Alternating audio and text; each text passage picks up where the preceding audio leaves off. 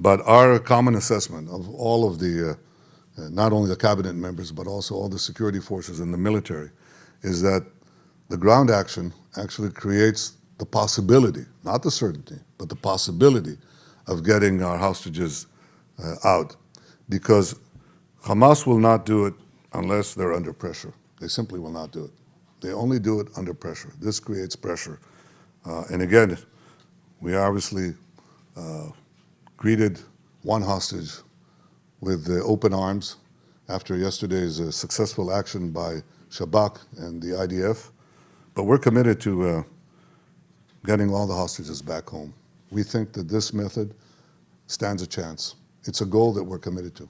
In fighting Hamas and the Iranian axis of terror, Israel is fighting the enemies of civilization itself. Victory over these enemies begins with moral clarity. It begins with knowing the difference between good and evil, between right and wrong. It means making a moral distinction between the deliberate murder of the innocent and the unintentional casualties that accompany every legitimate war, even the most just war. Just as the United States would not agree to a ceasefire after the bombing of Pearl Harbor or after the terrorist attack of 9/11, Israel will not agree to a cessation of hostilities with Hamas after the horrific attacks of October 7th. Calls for a ceasefire are calls for Israel to surrender to Hamas, to surrender to terrorism, to surrender to barbarism. That will not happen.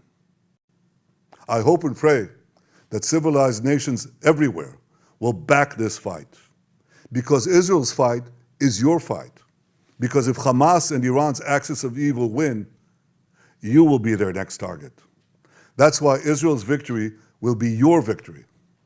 But make no mistake, regardless of who stands with Israel, Israel will fight until this battle is won, and Israel will prevail. May God bless Israel, and may God bless all those who stand with Israel. Well, I'm telling you right now that the future of our civilization is at stake. We have to win this war. We'll do it by minimizing civilian casualties, and may we succeed. Thank you.